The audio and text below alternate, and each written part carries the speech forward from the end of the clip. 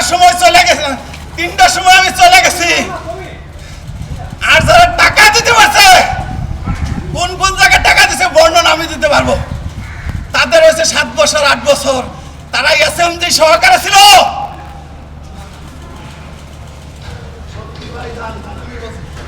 কেন মামুনে আগুন দিল? মামুনের কাছে সাভার সার্কেল 20 লাখ টাকা খাইছে। তদন্তকারী কর্মকর্তা সব কিছু করছে। যে আগুন দিছে এসআই মনে তারে সাক্ষী বানাইছে ভাই, তারে সাক্ষী বানাইছে। 3টার সময় গেছি ডিউটি থেকে, তবু আমি আসামি ভাই। গরিবের কেউ নাই, গরিবের কেউ নাই ভাই। আমি গরিব, আমি টাকা দিতে পারি নাই ভাই। তদন্তকারী কর্মকর্তা জানে আলমরে